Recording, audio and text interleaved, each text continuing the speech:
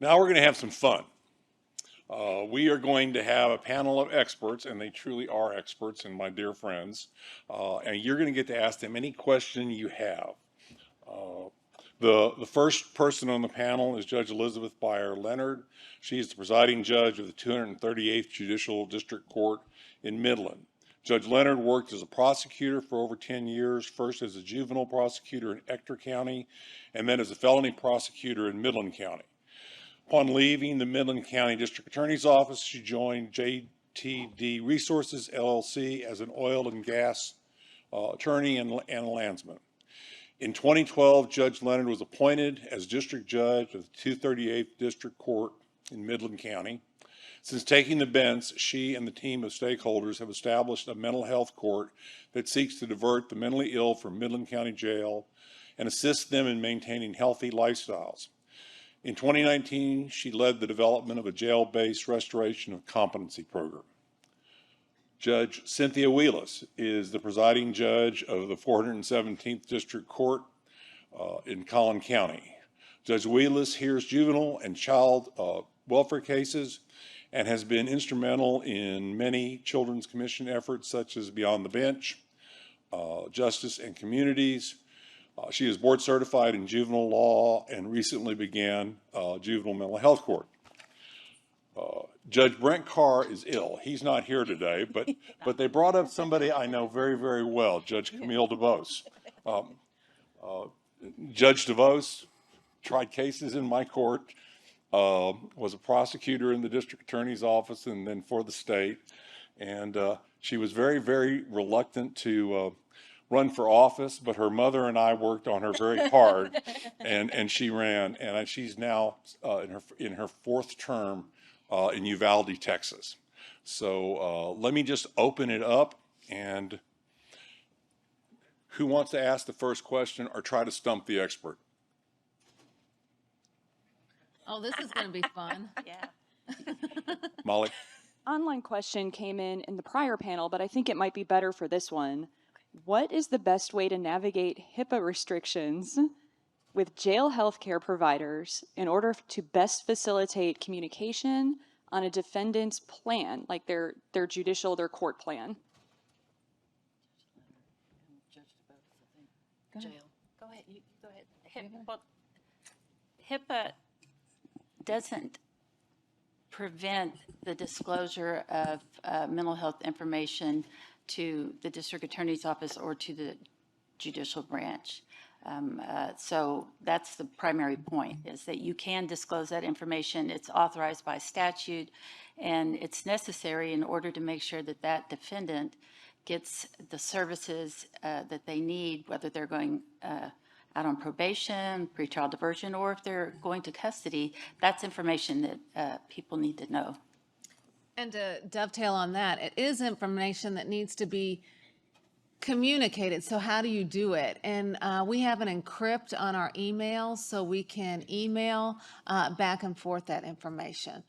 So, and the other thing is, from my mental health court, the application I have is also a consent to disclose. And so you just check all those boxes, everyone that can have access to that information. So we get those consents up front too. So in juvenile court, we are not limited either by HIPAA, but we are given immediately the MAISY when they come into detention, or they are given the MAISY. And I've had it be confirmed by Dr. Keller, who I consider a hero in the area of adolescent psychology, that it is a very dependable, reliable test of current mental health condition. So, Adrian. I'd like to add just one thing, and that is, at least in NAMI, and I want to confirm it with you all, we say that one way. Now, Adrian, wait till we get you a mic. What we teach in NAMI in our courses to parents and family members and loved ones, the natural family or the close associates, and that is that one-way information is always permissible, but don't expect a response. And so, in fact, we teach and train people who come to our support groups or whatnot, go ahead and provide one-way information. Don't expect a response. And that one-way information, is that true? I mean, I want to have that verified, because certainly the minute that our son got arrested, I was at 1 o'clock in the morning when I heard that he had been arrested and taken to, Austin jail. I went in with a list of his medical needs and a list of his diagnoses. And I did, so those kinds of things can happen. And I also passed that on to Danny at Del Valle jail, so anyway, I think that's one possibility. Yes, and I would say, as a family member, if at first you don't succeed, try again. I mean, if it's not working at the jail, call the DA's office. If it's not working at the DA's office, call the judge. Someone in that stream will do something. Thank you. Go ahead. Hi, I've got a question about funding. We're starting an adult mental health court in my county. Yay! Based on a grant. So we're sending out the job applications to say we have money for a whole year. Yay! So my question is, how have you funded your courts? Was it just grant? Were there other ways that you found funding? And then were there ever situations where if it was grant funded, you didn't get re-upped or didn't get as much money? And then how did you address that going forward?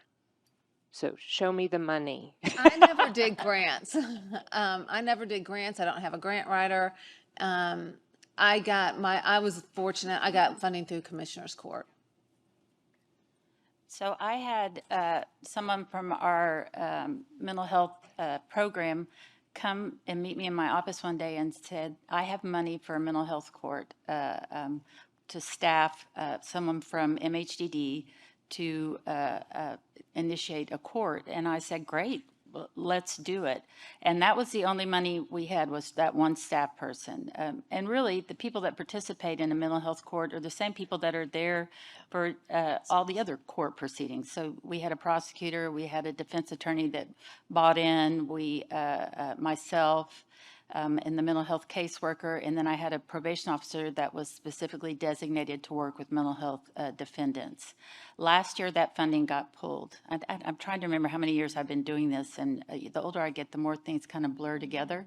But I want to say we're in our 6th year or so. That funding got pulled, but MHDD by then was invested enough to where they just went ahead and designated a caseworker to work with us. So you can do it with nothing. That's the thing, you really can. Especially if you start small and there's nothing. I started with 5, and this was back in 2013. We didn't have specialty courts in Midland at that time, and so we didn't even know if this thing was going to work. And so I went to the LMHA and said, can we just do 5 with your current staff, and let's just see if we can make a difference.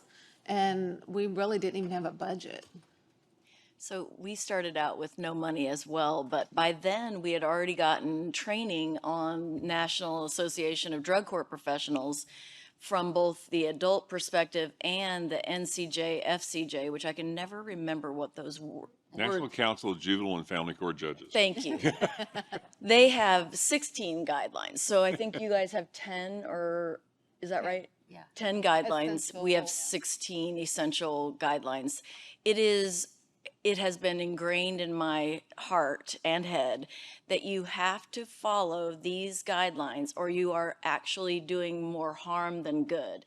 When we started out, I have a LMHA from our area represented in the audience today. Danielle is here. We had 2 people assigned to us from our life path right away. I was like, this is incredible. When you build it, they will come. And our life path has been so amazing at even just the other kids that aren't in their care and directly and are getting services from our probation department. So probation services has also stepped up to the plate. And in our department, we'll have clinical counseling as well as supervision for other counselors. We also then received from the magical grant writer, Pat Skipper in Collin County. I've got to give her a shout out. She has also written a grant that we got, and we got 2 case managers as a result of that. So they're magical people, if you don't know. Do you have any case managers? Yes. Yes. The myth of you can't do it without money is just simply not true. And when I started my family drug treatment court 20 years ago, the thing that was amazing to me was how all the providers came and said, I'll give you beds without charge. I'll put you on a priority list. The provider community wants to work together, and the judges can often be that convening force and provide the leadership to start the program. Any other questions out there? Judge. I've got a lot of questions. But I want to focus, I heard that you started a jail-based, in Midland County, a jail-based competency restoration. Yes. Do I understand that? Yes. And like how many people would be in that program there? In terms of staff or in terms of Numbers of defendants? Defendants. Right now, I think we have 5. And do y'all use the court order medication? We're part of a 292 grant, and that I did not write. We have a great local mental health authority that wrote that grant, and if you receive that grant, you have to have procedures for some medication. And we were talking about this last night at dinner. I've done that one time in 3 years. And that's what I understand, is it's generally, if the judge orders it, they approach them, and generally they'll take it.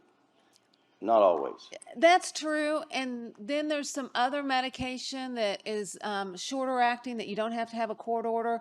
If you can give them something like that, then maybe in a day or two, they'll agree. Okay. So I'm not really sure what that medicine is. I just know that I've done a court order med once. And is it your LMHA that is helping provide the restoration services? Yes. Okay, thank you. And I was thinking about that too. And I don't know, is anyone from the state here? I know Matthew was here. Ah, there you are. So if there's, one of the issues that can come up with jail-based or mental health courts or anything that you try and do, it's bringing people together, right? Collaboration. Well, sometimes not everybody wants to play. So I think it was Judge Carr. I had an issue years ago. He goes, Judge, pivot. Just pivot. Quit beating your head against this wall. Let's try and go on a different path. Well, if the LMHA doesn't want to play or they don't like whatever program you want to come up with, we had qualified mental health professionals that were hired by the medical provider in the jail. I don't know if they could take your curriculum and do it, and the LMHA would not do it. I don't know if that's a possibility or not. You just have to start, and I'm not putting you on the spot, but I'm just really encouraging you all, because these are elected officials. Some like it, some don't like it. That you just kind of have to start getting creative if you run into roadblocks. And I'm obviously from a small town. There are resources even in small towns. We have a junior college. We have a Crossroads Academy for youth 18 to 21 to get their GEDs and get out in the workforce. There's a workforce commission. There are employers in town that are willing to take chances on. I can call and say, I've got this kid. He needs a job. Will you give him a chance? So you have more power than you think you do, and there's more resources than you think there are. If you just kind of sit down and think, if this was my child, who would I go to? Whose door would I be knocking on to get them help? I just want to jump in. Don't forget everything we learned during COVID, that you might not have psychiatrists in town, but you have someplace you can call and you can do telemedicine. That's the way we do it. We also in Collin County have our wonderful Managed Mental Health Council, Elise Ferguson, and that is something that is paid by TIDC, which is the TFDA plan. You're having a whole cheering section over there, Ms. Ferguson. I am the biggest proponent of all time because she will go to the Terrell State Hospital, be our liaison between if we need inpatient treatment, if we need emergency treatment, and she also speaks the language of those professionals as well as probation language, which is important for our, so the multidisciplinary approach, my understanding, I'm trying not to be too academic, but basically that theory is working for these participants because they get to win over the formerly unpopular people in their lives, like law enforcement, because in our county with Judge Edgeworth's creation, we have the sheriff himself on board. And so that's going to matter so much to our participants to be able to win over those prosecutors or people that they believe are against them, are literally participating in their success. Molly, we got a mic on your way. If you ever need resources from the state, remember, we are operated by the public. Ask for anything. Okay. I will. We're not proprietary in any way. If you need a sample order, sample motion, we have those, as well as the JCMH Form Bank. But curriculum regarding competency restoration, things like that, ask. We'll give you what we have. And it's not hard, y'all. It's education plus medication. And these wait lists, I know we're not supposed to be talking about jail-based right now, but these wait lists are hideous. And I think our average time to restoration is like 49 days. On court-ordered meds while in jail, a lot of spontaneous restorations with that. It's 574 subchapter G, pretty simple. Okay, I don't know how many So defense attorneys are in online, here. people may not be able to hear that. Oh, okay. Going back to the very beginning, I'm sorry. No.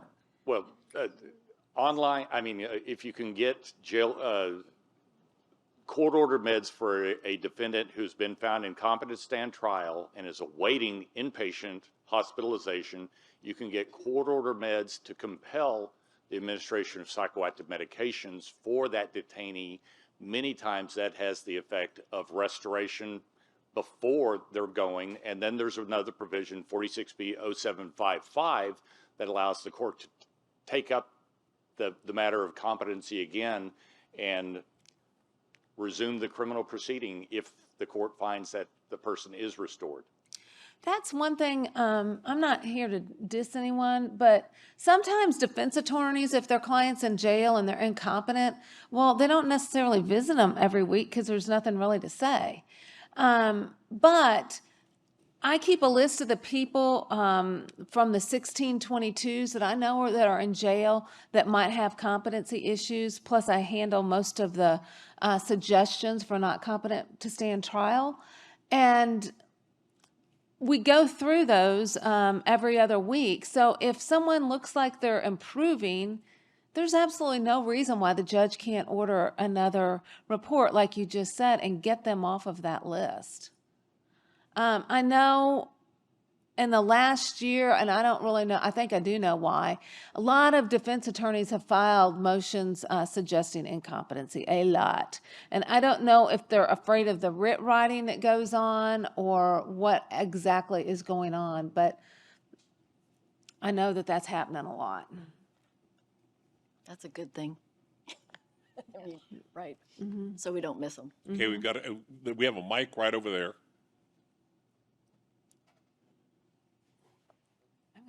Good morning. Can y'all hear me? Yes. Okay. I have a mental health court in Galveston County, and for the most part, everybody's extremely supportive and excited about it. But like anything else, there's some naysayers, and we have some people who say just flat out mental health courts don't work. Without really citing studies or anything like that, they just come out and act like they're experts at it and say they don't work. How would you respond to that? Show them your data. I mean, keep track of your data and show them. If you keep track of your data, you're going to be able to show them that it does work. That's a good option, but we're just getting started, so there's no data for us.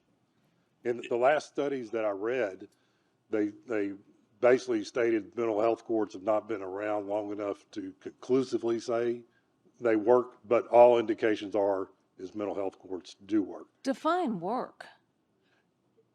I mean, my definition of work is if there's a longer period between psychotic episodes and the episodes aren't as severe, I call that a win. Yes. Amen. I mean, Judge we're not going to cure them. Yes. What Judge Leonard said earlier about pivot, I think there's going to be a lot of naysayers.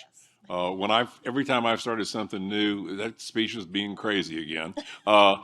You ignore your colleagues, particularly, they're hard to deal with. But a lot of times the naysayers, once you get the group together, they don't want to be not included. So it's pretty interesting when the naysayers kind of creep into the room because they don't want to miss anything. So my suggestion is you just keep going forward and you keep data. The data is critical because when you put the data together, when you have one person able to stand up at the Lions meeting and talk about their recovery and that it started in drug court, you bring a whole lot of people over. So are you going, okay, what data do I collect and how do I do that? Is that your next thought? And I just want to tell you, I'm going to plug Christy back here. There is a committee, Dr. Alameda is working on the data, and I think hopefully one of our next projects is going to be, this is the data that needs to be collected, and I don't know if it's going to be an Excel spreadsheet or whatever, but there's going to be some training and there's going to be some guidance on what needs to be collected and how to collect it. That's good. We are collecting data and we're actually preparing for an evaluation, independent evaluation for the processes, and then a few more years down the line, outcome evaluation. Just doing all the right stuff. So it depends on the naysayer, and I know Judge Leonard wanted to speak to this point. It depends on the naysayer for our pivot. So our pivot was because one of our objections that we received, perhaps validly so because some of the offenses are quite serious, was that we needed to do post-adjudication. We were initially thinking we wanted to divert all the mental health cases. So we pivoted and we're doing post-adjudication and it's perfectly fine. We are too. Yeah, okay. Yeah, mine is post-adjudication as well. And actually, the cases, what I've learned is that the people that come before me that I think, oh, this person is not going to make it, they're the ones that do the best. So don't judge a book by its cover. I had a young lady that had a history, aggravated assault with a deadly weapon, tried to run over someone with a car, graduated from my program as a mom, a soccer mom, works. I mean, it's amazing what people can accomplish if someone believes in them. That's what they need to know, is someone believes in them. Very good. Anybody else? Way over there. There ought to be, there's a mic over there, or Molly's going to bring you a mic. Okay. It comes on by itself. Does it really? That's pretty cool. I've got a question for, well, all of you. Which mental health defendants do you take? Moderate, low, or high risk, or all three? We take all three because we have juveniles. So we're in a, I think, unique and wonderful position because even at our adolescent age, we've been told by Dr. Keller that we can actually reverse even personality issues that are arising. So I'm sorry to say that we have only kids that you can really work with their malleable brains, but in the end, we also were very committed to taking IDD. So we have a certain level of adaptability for our ID kids. They have to be a certain level. And then also the developmentally disabled, we have those kids with developmental disabilities. Well, I mean, if you listen to the drug court people, high risk, high need, that's who we need to target. That's who we're going to make the most difference. And one thing that we have found, we take moderate and high. try and stay away from the low. However, with schizophrenia especially, they could be doing just fine all through their growing up years. And then all of a sudden something happens, they're going to score very low on the risk needs assessment. We use the TRAS. And so when they score really low, you're like, well, they don't qualify, but good gosh, they could really use the support system that we provide. And so we don't say no. We take all three. I'm sorry? We take all three and have Okay. had success with all three. I don't have huge numbers. I'm a small Do all town, of but you- we take all three. Do all of you use the TRAS? We do. You have to. Yes. By state law, because ours are all post-adjudication, and the state says that adult probation has to do a TRAS. Okay, y'all are all three, No, she's, Both. Juvenile does packed, and so we take moderate to high as well. do y'all, any of you do diversion programs? The what? Yes, other types of diversion. Diversion, We do not do diversion. Mine is a post-adjudication felony. oh, okay, these are just after the plea of guilty. We probation. have, and we haven't refined ours very well, but based on the 1622s, we know who's in jail, who might be able to get out and do like a pretrial diversion. But we found we were kind of getting them too soon, and the DA's office didn't have the reports yet, and we need to work on that. It takes And that's a very fertile ground right there. Okay, that's all I have. Thank you very much. thank you. Sir? Yes, thank you. Throughout the summit, data's been a recurring theme. You know, it's a good way to demonstrate what everybody's talking about as far as the outcomes that were desired. What comes to mind is that even with data, sometimes questions will arise is that I question your methodology for getting the data. And that's a fair question. And I would just like to be able to say that, well, it's not a methodology I came up with. It's a methodology that has been proven, respected, it's reliable, and it's used throughout the state and whatnot. So as far as uniformity of being able to develop the methodology for data, do you suggest that? Do you use that? I know in some instances, grant-wise, it has to be, but I'm just wondering from a uniformity standpoint, would you recommend a uniform methodology for measuring the outcomes? I think I'm stumped. the commission has that as a goal. As Judge Leonard pointed out, Christy Taylor is very interested, and Judge Specia, in normalizing a state tech support kind of thing. And it's above my head, but I know they're talking about it, and that's their next goal. One of the really important things about data is it's just the beginning. And when I've talked to my data people, I used to be commissioner of the Department of Family and Protective Services. The smartest person on data I had said, you generate the data, then you look at it, analyze it, and see what it really means. So just the data all by itself is fundamentally meaningless. You might have to throw it in a grant. But when you look at the data, then you say, okay, now where do we go from here? You know, what does this mean? The determination of the meaning of the data is very different than just the accumulation of the data. Correct. And they actually funded a program. It's a computer program that works with our probation department's data collection to help us keep track of the individuals in our mental health court. But again, it's in the very beginning stages, and we're just keeping track of our own data and trying to make sense of our own numbers. Yeah, we were offered that. It was $10,000, and to do, because when they're on probation, they're already entering their name, their birthday, all that kind of stuff. So we didn't want to do that twice, but they wanted to charge quite a bit of money to do that. I can tell you also, when I started mental health court, there is I'm gonna mess this up. Bureau of Justice, is it Assistance? BJA. And they had a whole, you know who I'm talking about, you're nodding your head. They have a book or a paper or something out on data. And that's where I kind of got my information on what data to collect. And that's another thing, the BJA It's a national deal. And they have those 8 modules. Does anyone know about those?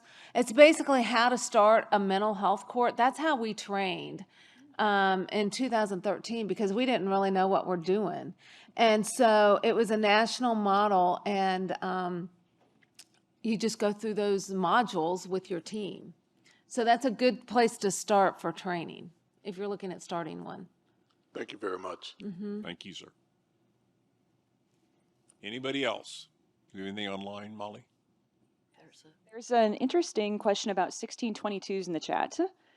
1622C1 states that after the report is received, the trial court may resume criminal proceedings against the defendant. Should there be a stay pending the report? This person is a magistrate who takes jail pleas before that report. Stumped. I was about to say. Okay, what report are we speaking about? Are we talking about the 1622 assessment, or are we talking about that leads to a competency evaluation? I think they're talking about the report that comes after the 1622 suggests that someone should be evaluated. That's just a one-page little assessment. So do you think that it should be stayed? Yeah, I mean, a lot of it's going to be, I don't know if it's a misdemeanor plea or a felony plea. Gotta be a misdemeanor. It's got to be a misdemeanor. Yeah. I would just say I would appoint counsel, and then have if the lawyer thinks that an evaluation is necessary, they can file. I'm a elected county attorney in a small county in West Texas, okay, 3,000 people. What county? Coke County. All right. And so, this has been real eye-opening to me, and it's interesting to hear about all these bells and whistles, but I'm not going to have those. So I guess just, with y'all's expert advice for somebody like me, because I do have these issues pop up from time to time. So this has been real educational for me. But what would you guys recommend programs I can do? I'm not going to have these specialty courts. I'm just not going to have all that. So just give me kind of some general advice on what somebody like me could do to help. As a judge, you have the power to call a case as many times as it needs to be called. So you can scrutinize, and I don't want to, that's probably the wrong word.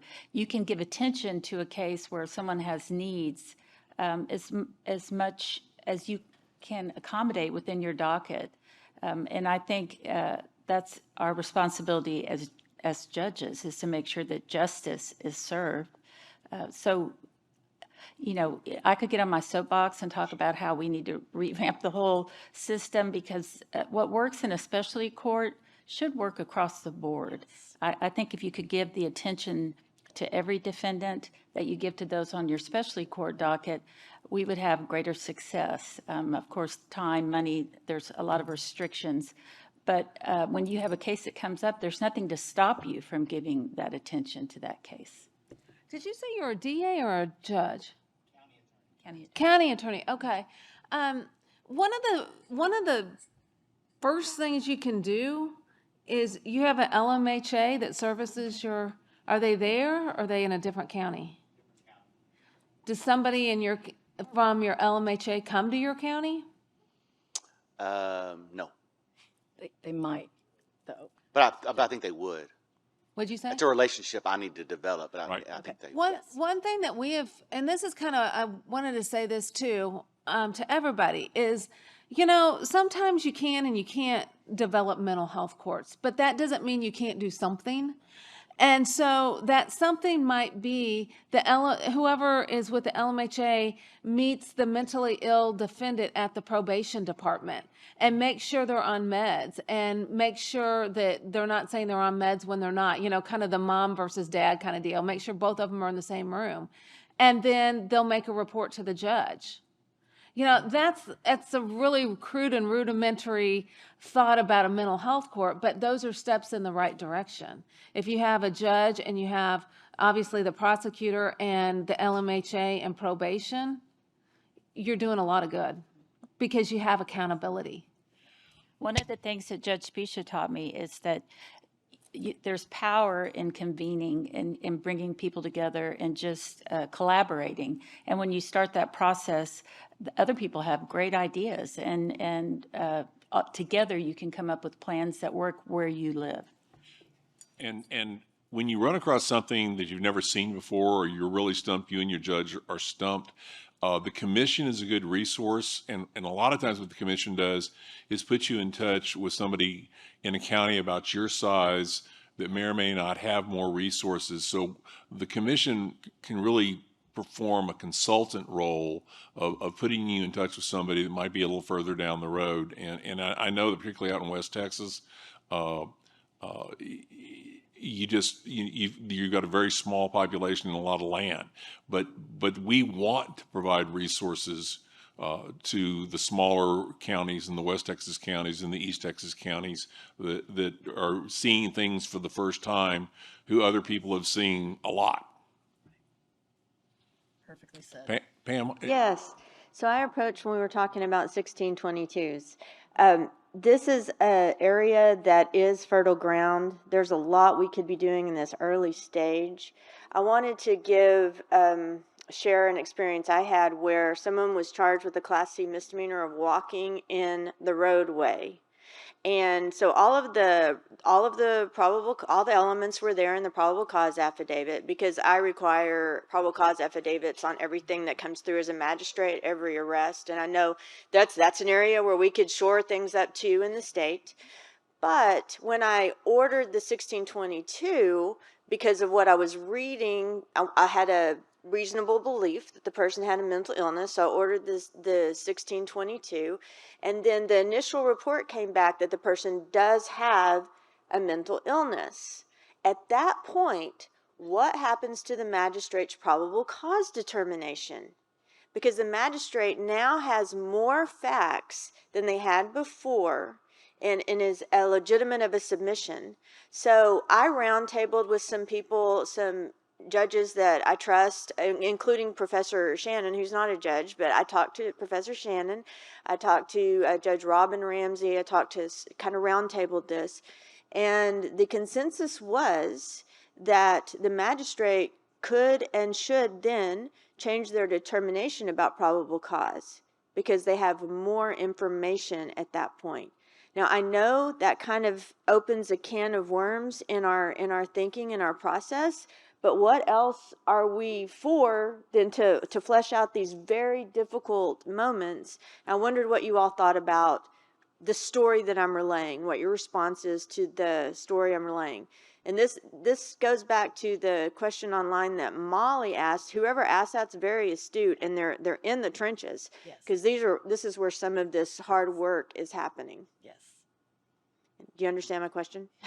Yeah, but my gosh, as a judge, for me, with no motion before me, to change a probable cause, Right. I don't know. I don't have jurisdiction over, not until there's either a habeas filed or a indictment would I have jurisdiction to do anything. But I know you're a JP, so you do have that jurisdiction. It's municipal, and You're a municipal judge. the Okay. the bulk.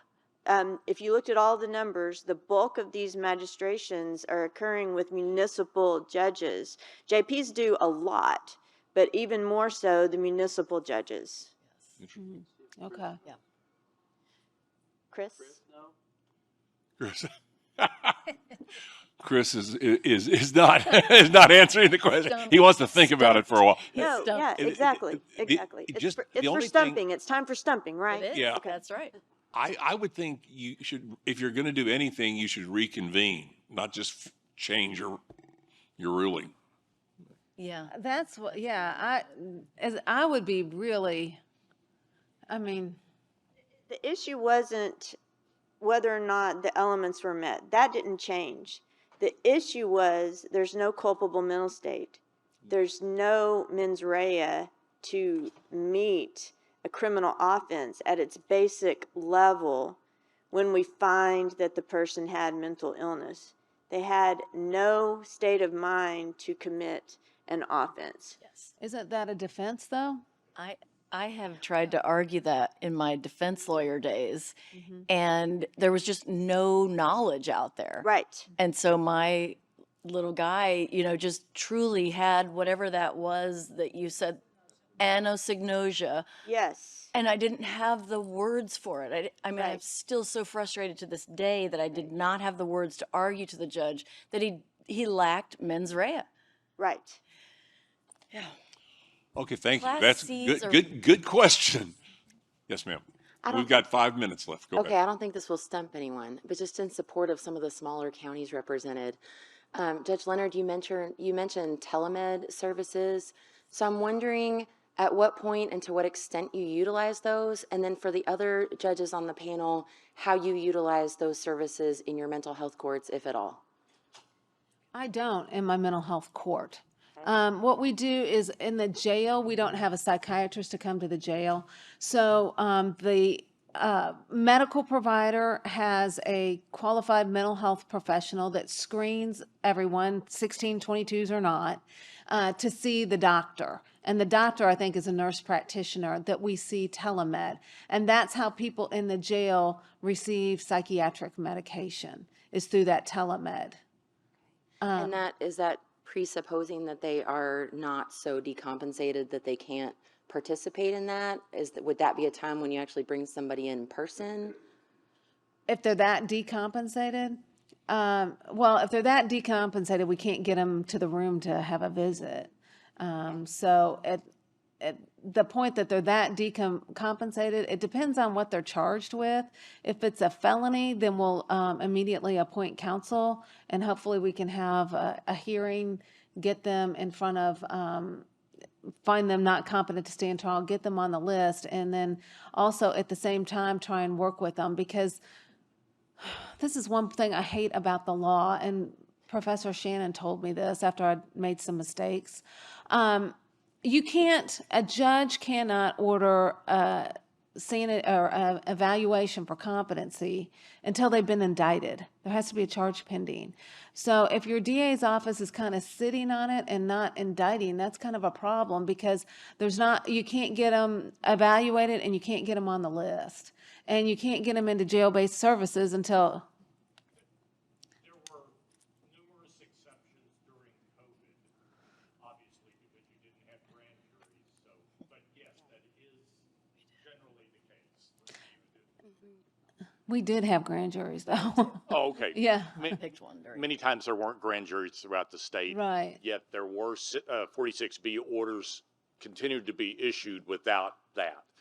Clearly, everybody was in agreement. The expert agreed. The person had been incompetent many times before. But yes, in his guidebook, he does state that you can't raise the issue until there has been an indictment.